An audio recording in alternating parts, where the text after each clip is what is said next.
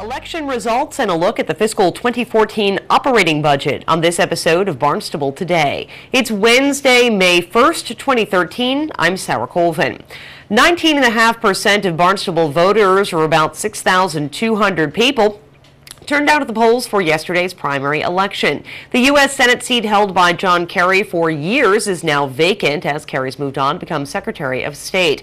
Republican voters statewide chose Gabriel Gomez. Democrats cast the most ballots for Edward Markey. The Barnstable results were on par with the state results, with 58% of voting Barnstable Republicans casting a ballot for Gomez, 60% for Markey. Those two will now go on to the final special senatorial election in June.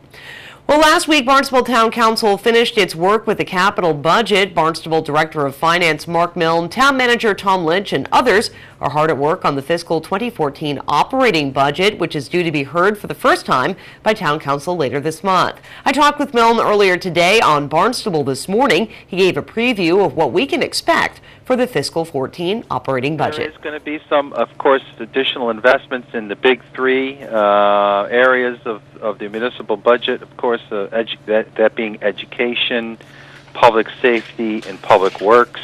There's the school committee, which has already adopted their budget, which the town manager has supported and will be bringing forward to the town council. Their budget's increasing a little more than $1.3 million, and there's been several changes to some positions in that department, which are available on the school's website. And of course, there'll be some additional investments in the police department, where we're going to restore their vehicle replacement program, which gets them back into a cycle of replacing 5 vehicles a year. What's interesting there is that the Crown Victoria is no longer being produced, so you're not going to see, in a couple of more years, most of those will probably be phased out, and you won't see them anymore. It's the end of an era in terms of police cars. I mean, you'll see Crown Vic, I know. Yeah, they're being replaced by what the Ford is making now. It's called the Interceptor, and it's a vehicle specifically for law enforcement, and of course it comes as a higher expense than the Crown Victoria.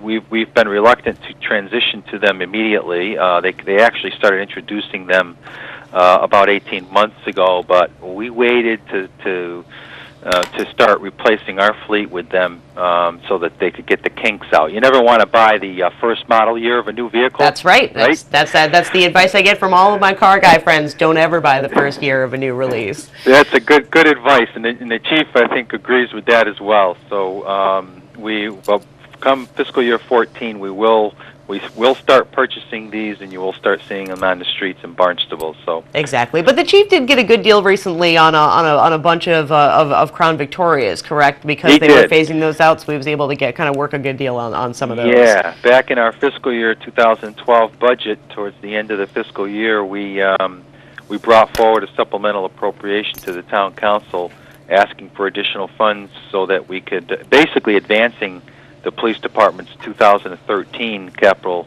vehicle appropriation into 12, so that we can buy the remaining inventory that our supplier had for the Crown Vics. And it was a good deal too, because of course those vehicles were much less expensive than the new Interceptors. So we were able to replace 10 vehicles in fiscal year 2012 for the police department using that strategy.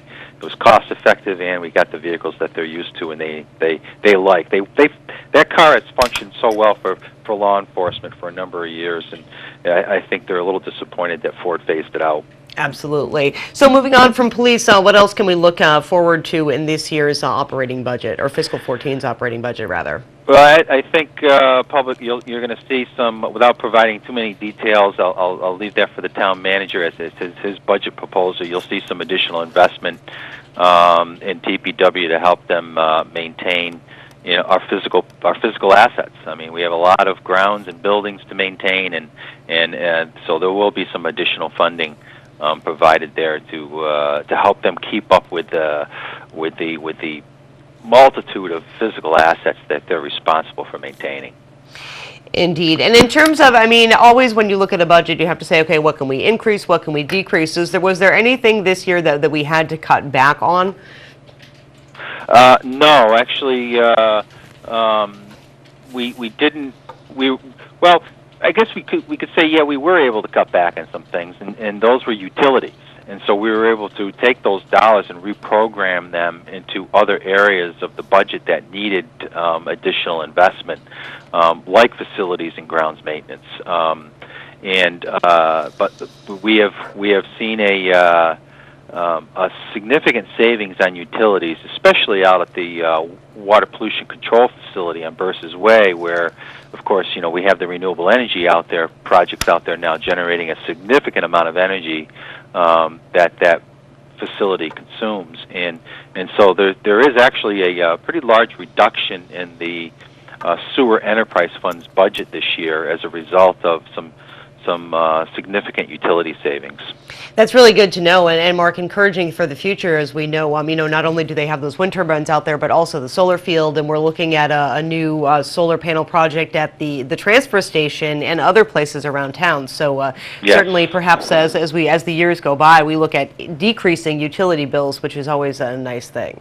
Yeah, we may get ourselves to the point where we're paying for more than half of our utility consumption through these renewable energy programs, and that'll be a nice way for the town to free up dollars and invest them into areas where we have some significant deficiencies, and so it's going to really create some opportunities for the town to provide enhanced services to the community by doing so. But that landfill transfer station project you mentioned, we do not have anything. There is no impact in the fiscal year 2014 budget from that project yet. We're still waiting to hear as far as the timeline is on the breaking ground out there. Of course, as you know, they have not put a shovel in the ground out there yet.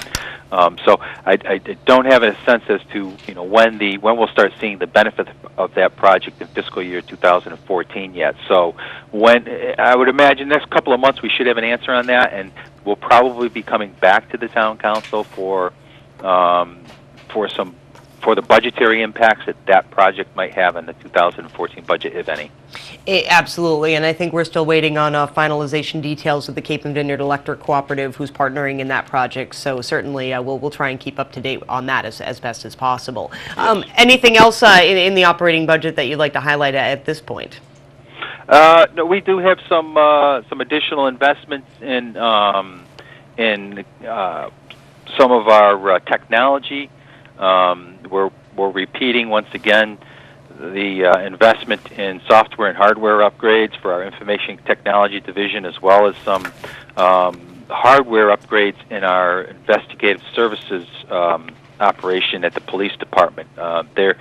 It's been quite some time since the police department has been able to replace the hardware in that area of their operation. We've been able to piecemeal it over the years through using our some